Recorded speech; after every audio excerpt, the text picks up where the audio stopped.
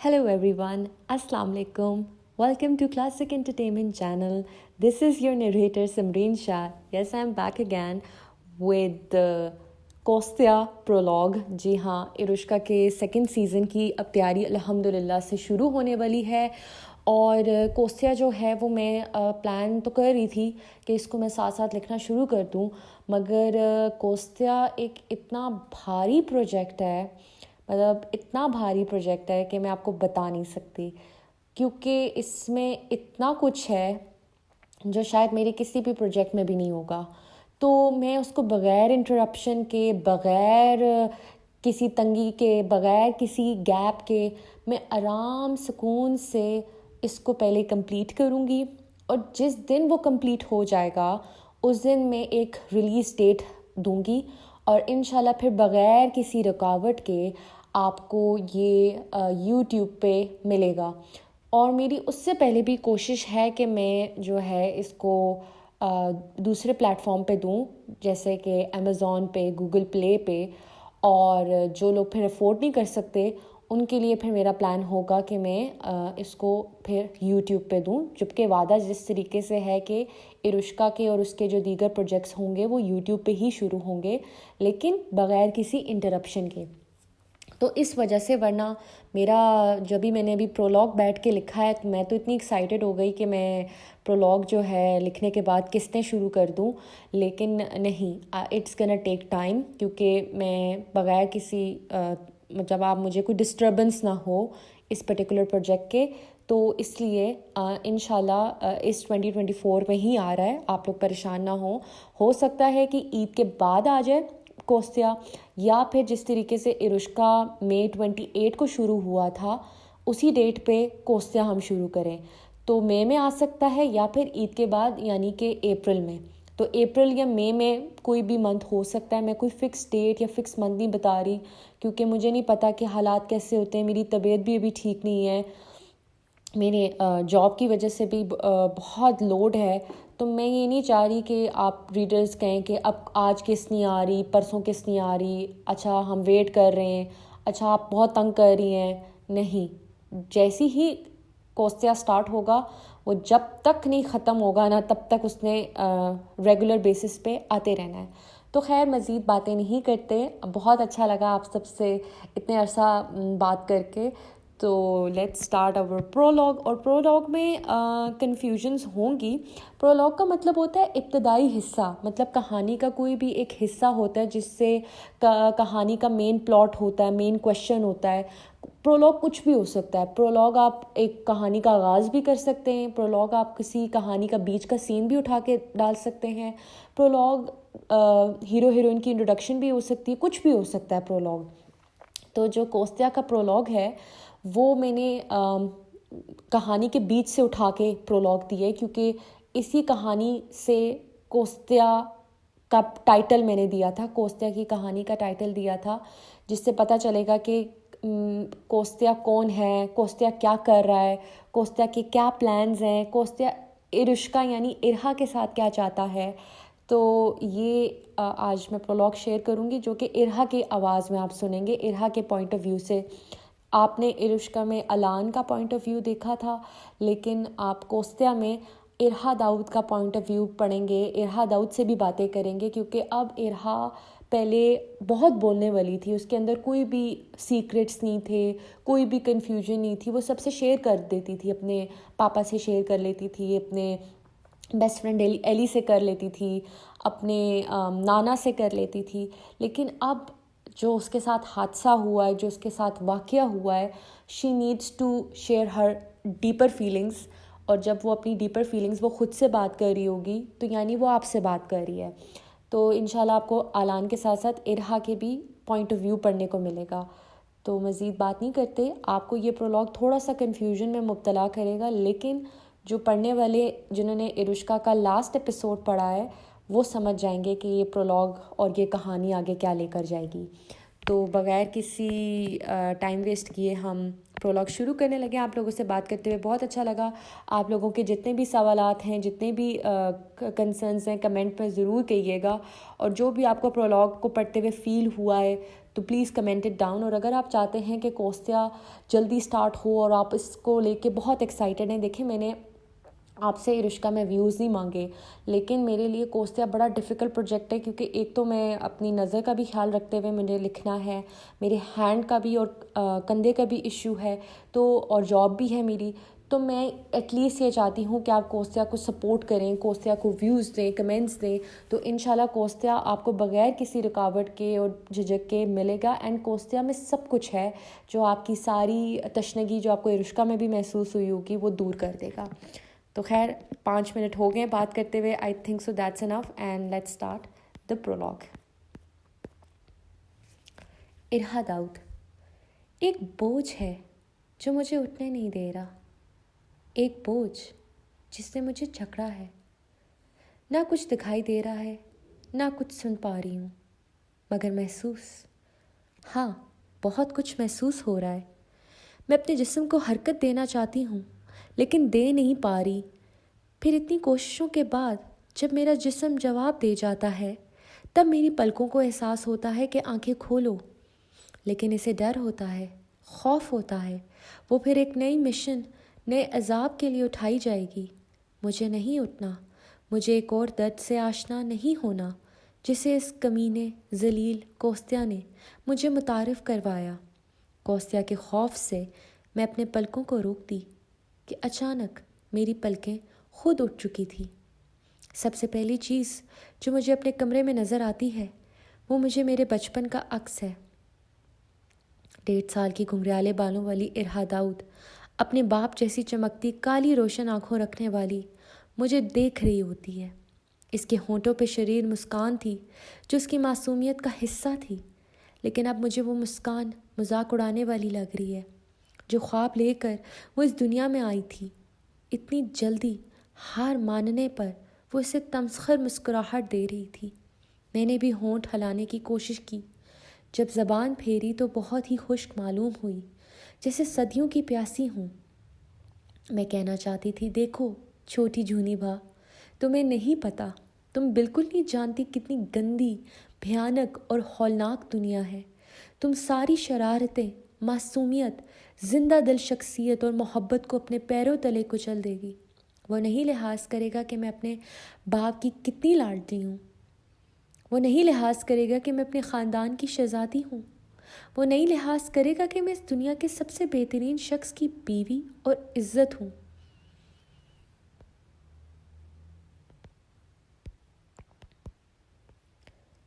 تو چھوٹی جونیئر بھا, سنبھل جاؤ. جو ماں باپ, گھر والے اور دوست کہتے ہیں نا, اسے سن کر عام سی زندگی گزارو. اسی میں خوبصورتی ہے, اسی میں بہتری ہے. مگر میں جانتی ہوں تم نہیں سنو گی. یہی تو تمہاری بری عادت ہے. جب تم ٹھان لیتی ہو تو کسی کی نہیں سنتی. میری آنکھیں ارہا سے ہٹ کر اس کے ارد گرد 2 بندوں پہ گئی تو میں چونک اٹھی. ماما اور پاپا, وہ دونوں جھک کر چھوٹی جونیئر بھا کے وجود کے گرد بازو پھیلائے مسکرا کر میری طرف دیکھ رہے تھے. وہ اپنی بڑی ارہا کی طرف دیکھ رہے تھے. وہ مسکرا کیوں رہے تھے؟ وہ دیکھ نہیں رہے ان کی ارہا کیا بن گئی؟ ایک انوکھی سسکی مجھے سنائی دی. او ہاں, وہ میری درد بھری سسکی تھی. کبھی سوچا تھا ارہا داؤد بھی روئے گی؟ ارہا داؤد جو سب کو رولانے والی آج ہارے ہوئے کھلاڑی کی طرح رو رہی ہے. میں نے اپنے ہاتھوں کو مٹھی میں لیا. کچھ نرم سا احساس جب میری مٹھی میں ہوا تو میں چونکی. میں نے اپنے بھاری آنکھیں ممی, پاپا اور اپنے بچپن کے چہروں سے ہٹا کر جب دیکھا تو جامنی رنگ کا مخمل اور فر کا کمبل نے میرے وجود کو ڈھکا ہوا تھا. 1 منٹ, یہ تو میرا فیوریٹ کمبل تھا. مجھے ایلی نے گفٹ کیا تھا. یہ کوستیا کے بیڈ روم میں میرے وجود کے اوپر کیا کر رہا ہے؟ الجھن بھری کیفیت سے میں نے اٹھنے کی کوشش کی, جو کہ بہت مشکل ثابت ہوا کہ میرا پورا جسم درد سے چلا اٹھا تھا. جب سیدھا بیٹھی تو احساس بڑے زور انداز میں ہوا کہ میرے غنودگی میں ڈوبا سر اور آنکھیں بھی جاگ کر مجھے ہوش دلا رہی تھی. سامنے اتنا بڑا وینٹی کے آئینے سے مجھے اپنا عکس نظر آیا. میرا وینٹی جہاں میں صبح روز اٹھ کر خود کو دیکھا کرتی تھی، پھر ہر بار تیار ہونے کے لیے اس کے سامنے بیٹھ جاتی تھی۔ میں نے دائیں جانب گردن گھمائی، وہ جس تصویر کو دیکھ کر میں مخاطب تھی وہ در حقیقت میری بچپن کی تصویر میرے کمرے کے دیوار پہ لگی ہوئی تھی، اور اسے دوسری جانب دیکھا تو میری چھوٹی سی کھڑکی پہ پردے گرے ہوئے تھے، لیکن صبح کی روشنی کمرے میں آ رہی تھی۔ میں نے اپنا سر پکڑا۔ میں اپنے کمرے میں کیا کر رہی ہوں؟ مجھے تو کوستیا کے بیڈ روم میں ہونا تھا۔ میں ہمیشہ ہر آنکھ کھلنے کے بعد یہی دعا کرتی تھی کہ میری آنکھ وہاں نہ کھلے جہاں وہ منوس کوستیا ہے۔ ہر بھیانک حادثے کے بعد میری تمنا ہوتی کہ جو حادثہ میرے ساتھ ہوا تو اسے برے خواب کی طرح سمجھ کر اٹھوں تو اپنے کمرے میں اٹھوں، مگر میں بدقسمت تھی، میری دعا قبول نہیں ہوتی تھی۔ پر میں آج اپنے کمرے میں کیسے ہوں؟ میں تو رشیا تھی، میں یہاں کیسے آ گئی؟ کیا پاپا نے مجھے بچا لیا؟ کیا پاپا کو میں بالآخر مل گئی، یا واقعی میں کوئی خواب ہی دیکھ رہی تھی؟ جب یہ جھٹکا میرے وجود پہ لگا میں تڑپ کر اپنے بستر سے اٹھی۔ سوئے ہوئے جسم میں جب کرنٹ دولنے لگا تو مجھے اس سے بڑی تکلیف ہوئی، لیکن یہ تکلیف ہر چیز پہ بھاری تھی۔ میں واپس آ گئی، یا میرے ساتھ جو کچھ بھی ہوا مجھے بچانے والا ہے بالآخر میرے پاس پہنچ گئے۔ میں نے اپنے آپ کو بھی دیکھنے کی پرواہ نہیں کی، میں نے دروازہ کھول کر بھاگنے کی۔ مجھے اپنے ممی پاپا کو دیکھنا تھا، میں ان کے بازو اپنے وجود کے گرد چاہیے تھے۔ مجھے یاد ہے جب میں بہت چھوٹی تھی تو ایک کتا مجھ پہ حملہ کرنے والا تھا۔ وہ اتنا خوفناک اور جان لیوا تھا کہ مجھے لگا وہ مجھے کھا جائے گا، مگر میری ممی اور پاپا نے مجھے بچا لیا۔ پاپا مجھے اٹھا کر اس سے بہت دور لے گئے تھے اور انہوں نے میرا ڈر بھگا دیا تھا۔ پھر ارہا داؤد کو کسی چیز سے ڈر نہیں لگتا تھا، وہ سکندر حدید کی بیٹی ہے۔ پر اب دوبارہ ایک اور بھیانک کتا میری جان کے ہاتھ دھو کر پیچھے پڑ گیا تو مجھے پھر اپنے پاپا کی ضرورت تھی۔ میں سیدھا ان کے کمرے میں گئی، دیکھا وہاں کوئی نہیں تھا، خالی کمرہ میرا منہ چڑھا رہا تھا۔ میں پھر تڑپ کر نیچے بھاگی۔ پاپا، ماما، میں نے انہیں پکارا مگر میری آواز ہی صحیح سے نہیں نکل پا رہی تھی۔ پلیز اللہ تعالیٰ یہ خواب نہ ہو، پلیز پلیز پلیز۔ میں سسکتے ہوئے سیڑھیوں سے گرتے گرتے بچ کر جب کچن کی طرف آئی تو وہاں تھی میری ممی، جو کھڑے کھڑے ایک ساتھ اتنے کام کر رہی تھی، سبزیاں کاٹ رہی تھی، ساتھ میں ہانڈی میں چمچ ہلا رہی تھی۔ میں انہیں کھڑے ہو کر دیکھنے لگی، پھر مجھ سے رہا نہیں گیا۔ ممی، میں نے انہیں پکارا۔ ممی نے گردن گھمائی اور مجھے دیکھا تو پریشان ہو کر، ایرو، بس جب چھوٹا بچہ، ایک گمشدہ بچہ گھبراہٹ میں جب کسی اپنے کو تڑپ کر تلاش کر رہا ہوتا ہے تو اسے اپنا بالآخر اتنا ڈھونڈنے کے بعد مل جاتا ہے تو اس کے بعد اس کے اندر پلتی گھبراہٹ پھٹ کر رونے کی صورت باہر آتی ہے۔ مامی، میں بھاگ کر ان سے لپٹ گئی اور جتنا لاوا جمع تھا وہ دھاڑے مار کر رونے کی صورت نکلا۔ ایرو جانو، مامی مامی، آپ کی قاتل، شرابی اور تمام گناہوں سے لبریز بیٹی آپ کے پاس آ گئی۔ میں ویسی نہیں رہی، مگر مجھے آپ دونوں چاہیے تھے، مجھے مل گئے۔ میں پاگلوں کی طرح سسکنے لگی، ممی ممی۔ ایرو میری جان، کیا ہوا؟ ارہا، ممی نے مجھے زور سے بھینچ کر تڑپ کر پوچھا، کیا ہوا؟ اس سوال پر میں نے انہیں اور زور سے بھینچ لیا جیسے وہ مجھ سے الگ نہ ہو جائیں۔ آپ ٹھیک کہتی تھی، آپ ٹھیک کہتی تھی، میں نے آپ کی کیوں بات نہیں سنی؟ میں نے آپ کو کیوں تنگ کیا؟ مجھے مارے ممی، مجھے مارے۔ میں الگ ہو کر ممی کا بازو پکڑ کر اپنی طرف مارنے کا اشارہ کرنے لگی۔ ایرو پاگل ہو گئی ہو، ادھر آؤ، ادھر آؤ میری جان، تمہیں کچھ نہیں ہوا، صحیح وقت پہ اللہ نے میری بچی کو بچا لیا تھا۔ صحیح وقت پہ؟ کون سا صحیح وقت؟ آپ کیا کہہ رہی ہیں؟ آپ کو نہیں پتا، آپ کو نہیں پتا کیا ہوا؟ ریا، اس آواز پر میں تڑپ کر مری۔ دیکھا تو ایلی کھڑا ہوا تھا، میرا ایلی، میرا شوہر جس سے میں دور ہو گئی تھی۔ کوستیا نے مجھے ایلی سے دور کر دیا تھا۔ مجھے لگا میں یہ معصوم اسکائی بلو آنکھیں، اس کے اوپر اینک، یہ 6 فٹ 4 انچ والا چوڑا نوجوان جو صرف میرا تھا، اسے کبھی دیکھ نہیں پاؤں گی، اس سے نظریں نہیں ملا پاؤں گی۔ اس کی آنکھوں میں ملال تھا، ہونٹوں کو کچلتا وہ بے بسی سے مجھے دیکھ رہا تھا۔ ایلی، میں تڑپ کر اس کی طرف بھاگی، میں اس سے بھی لپٹ گئی۔ مجھے یاد ہے ہمارا نکاح ہوا تھا، مگر اس نکاح کی خبر ممی اور پاپا کو نہیں تھی، لیکن میری جدائی کے بعد میرے ایلی نے بتا دیا ہوگا کہ میں اس کی منخو ہوں، اس کی امانت ہوں، جس پہ وہ کمینہ گھٹیا کوستیا خیانت کرنے کی کوشش کر چکا تھا۔ نہیں نہیں، یہ بات میرے ایلی کو پتہ نہیں ہونی چاہیے۔ ایلی برداشت نہیں کر سکے گا، میرا معصوم شوہر یہ بات نہیں سہ پائے گا کہ میں کتنی گندی دنیا اور گندے لوگوں میں پھنسی تھی۔ وہ مر جائے گا، اس کی معصوم طبیعت نہیں سہ پائے گی۔ میں نے اس کے سینے میں منہ دیا اور اپنے تمام درد کو آنسوؤں سے اتارا۔ ایلی، ریا ریلیکس، دیکھو تم اپنی امی کو پریشان کر رہی ہو۔ کیا کوئی برا خواب دیکھ کر اٹھی؟ آنٹی پلیز پانی۔ ایلی نے میرے گرد بازو نہیں پھیلائے۔ وہ میرا بازو پکڑ کر مجھے الگ کرنے والا تھا، مگر میں نے کس کر اسے پکڑ لیا۔ نہیں نہیں، دور مت ہونا، وہ مجھے لے جائے گا، مجھے لے جائے گا وہ۔ میں چیخی، الان اس کو سنبھالو، اسے کیا ہو گیا؟ یہ کیوں ایسے بات کر رہی ہے؟ مجھے ڈر لگ رہا ہے۔ اس کے پاپا اور تم کہہ رہے تھے کچھ نہیں ہوا۔ یہ کیا بات کر رہی ہے ممی؟ کیا کچھ نہیں ہوا میرے ساتھ؟ اور یہ لوگ کہہ رہے ہیں کچھ بھی نہیں ہوا۔ بس ڈر گئی ہے، اتنے دنوں کے بعد گھر دیکھا ہے نا اس نے۔ ارہا سنبھالو خود کو، دیکھو اپنی امی کو پریشان نہ کرو، تم ٹھیک ہو، کچھ نہیں ہوا۔ ایلی نے میرے بازو کو پکڑ کر مجھے اپنی آنکھیں دکھا کر جھنجھوڑا۔ میں اب اس کی آنکھوں کو دیکھنے لگی۔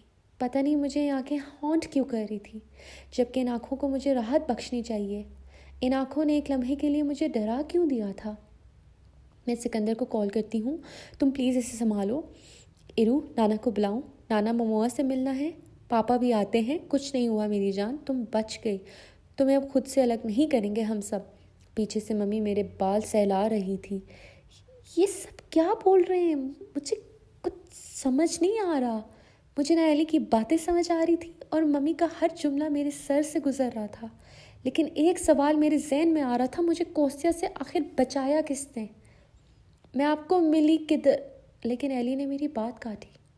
آنٹی اسے باہر بٹھا رہا ہوں، آپ مت گھبرائیں، میں ہوں نا، ابھی 2 منٹ میں ٹھیک ہو جائے گی۔ پوسٹ اسٹریس ری ایکشن ہے، آپ اس کے لیے گرم ہلدی کا دودھ یا کیمومائل چائے بنا دیں۔ آؤ ریا۔ مجھے وہ باہر لے کر آیا۔ میں اپنے لاؤنج کو دیکھنے لگی۔ سب کچھ ویسا تھا جیسے میرے جانے سے کچھ تبدیلی نہیں ہوئی، پر مجھے ایسا کیوں لگ رہا تھا جیسے میں سالوں بعد آ رہی ہوں۔ کیا تاریخ ہے؟ میرے بولنے پر ایلی نے مجھے دیکھا۔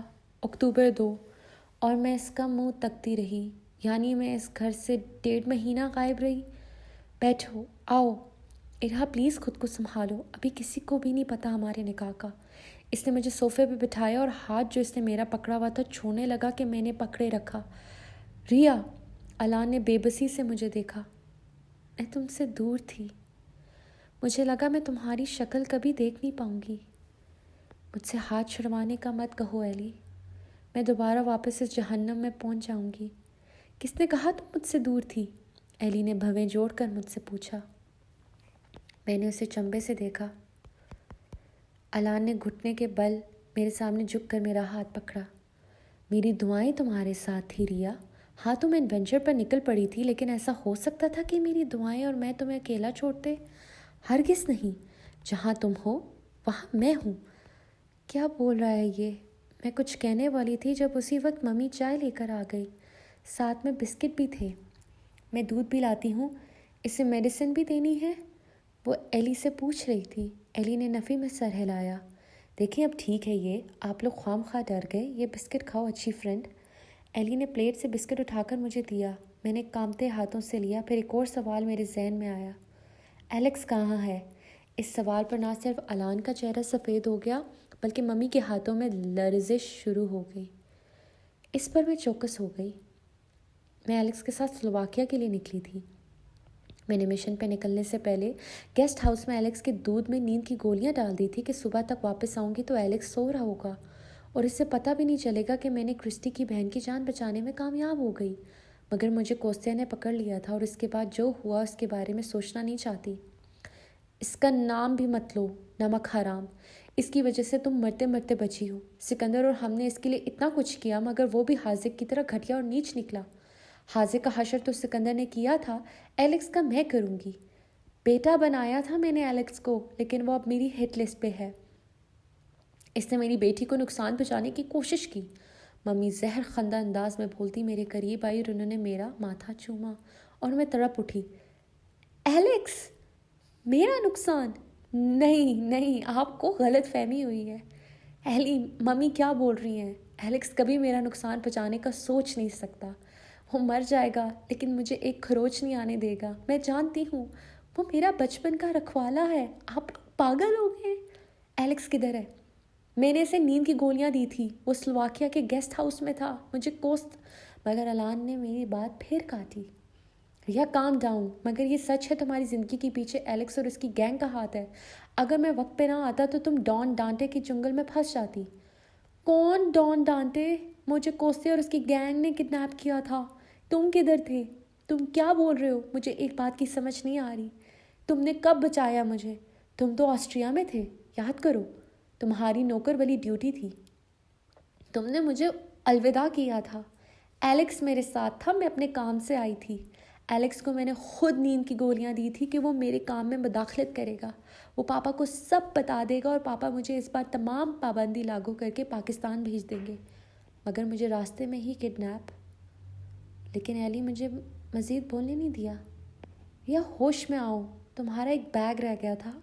اس میں تمہاری ایونٹ کے کاغذات اور ڈیوائسز تھے جو تم نے سکندر انکل سے منگوائی تھی. تم وہ اٹھانا بھول گئی. سکندر انکل نے مجھے حکم دیا کہ میں یہ سامان لے کر سلوواکیہ جاؤں. میں جب تک تمہارے پاس پہنچا اس وقت رات ہو گئی تھی. تم گیسٹ ہاؤس میں نہیں تھی اور ایلیکس بھی نہیں تھا. مجھے سمجھ نہیں آئی کہ تم کہاں اس پہر چلی گئی. میں نے سکندر انکل کو کال کی. انہوں نے تمہارے اوپر فون پہ ٹریکر لگوایا ہوا تھا اور تمہارا فون گیسٹ ہاؤس میں تھا. ہم مزید پریشان ہو گئے. انہوں نے ایلیکس کے فون کے ٹریکر سے چیک کیا تھا تو وہ کارگو اسٹیشن کی طرف تھا.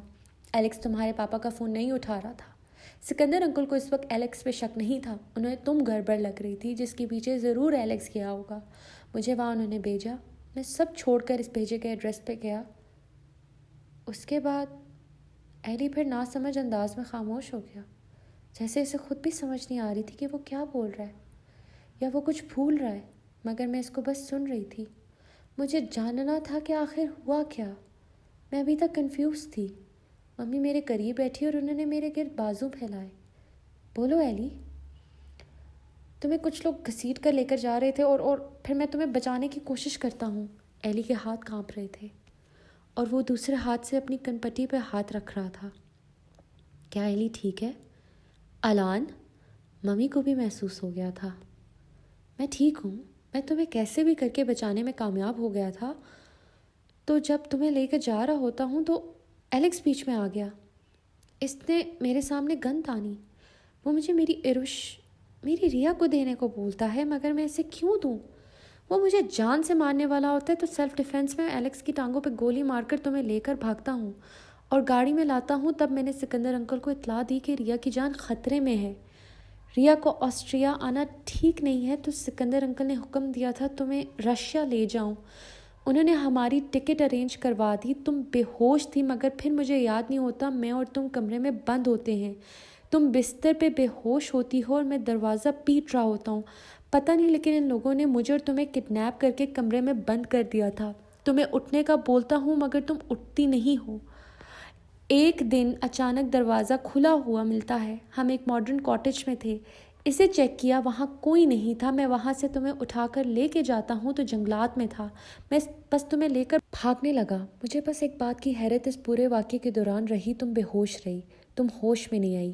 پھر وہاں ایک سڑک میں جب میں پہنچ جاتا ہوں تو راستے میں سے کسی کی آتی گاڑی روک کر میں نے مدد مانگی اور تمہیں ہاسپٹل لے کے گئے اور وہیں سے میں نے سکندر انکل کو پھر اطلاع دی.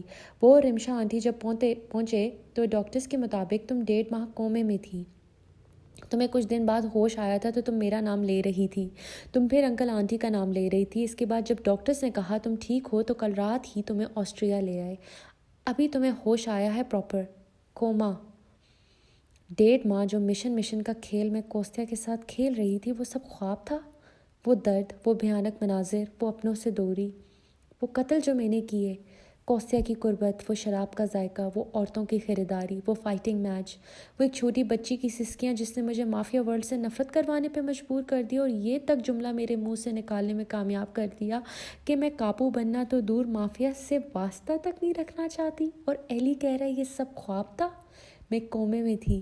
ایلیکس ولن تھا میری کہانی کا. کوستیا نام کا کوئی آدمی نہیں تھا جبکہ اس ماڈرن کاٹیج میں اور کوستیا تھے. ایلی تو کہیں بھی نہیں تھا. ایلی کچھ بھی نہیں جانتا, کوئی کچھ بھی نہیں جانتا. میں تلخی سے ہنسی.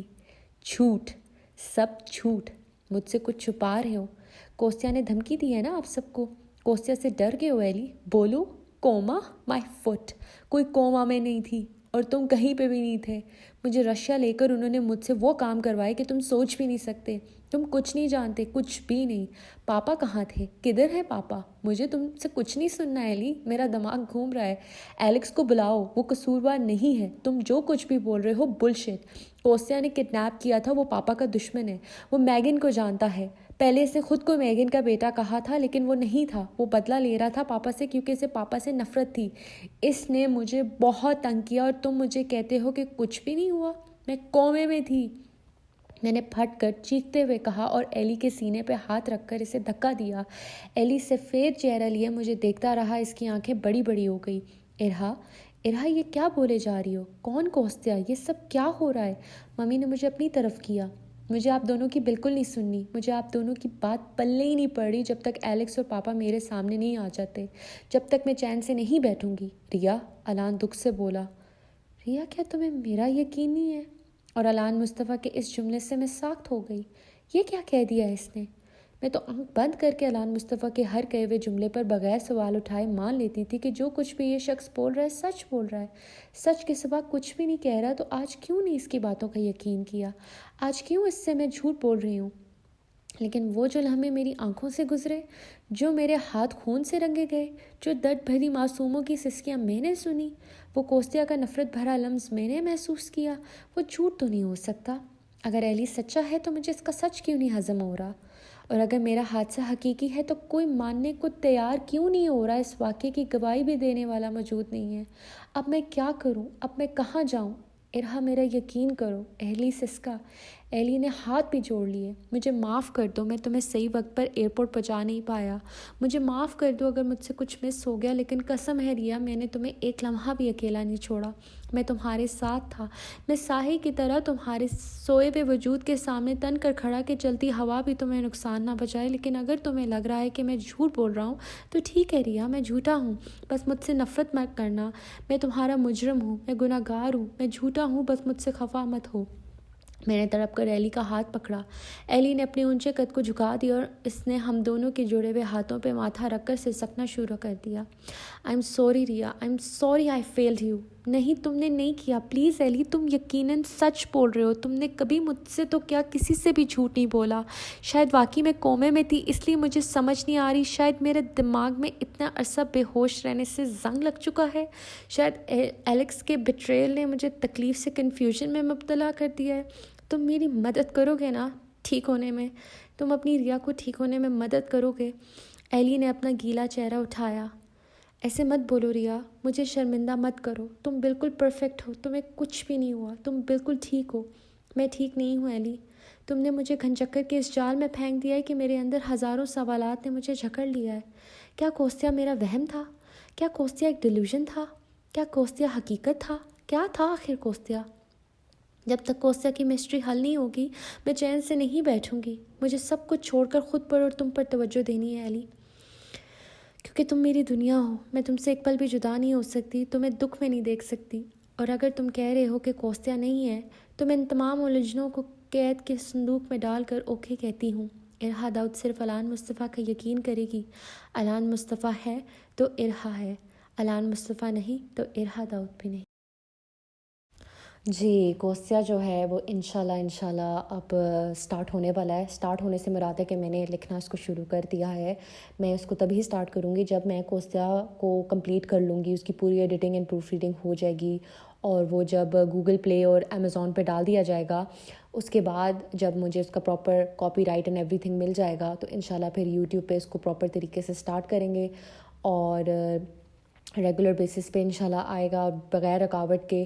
میں کوئی فکس ڈیٹ نہیں دے رہی کیونکہ آپ کو نہیں پتہ ہوتا کہ آپ کیا پلان کر رہے ہیں اور اللہ تعالیٰ کیا پلان کر رہا ہے. میرا پلان بے شک ہو کہ میں اس کو مئی میں سٹارٹ کروں گی, لیکن اس سے اللہ کا پلان ہو کہ میں کیا پتہ جلدی سٹارٹ کر لوں یا میں دیر سے سٹارٹ کروں.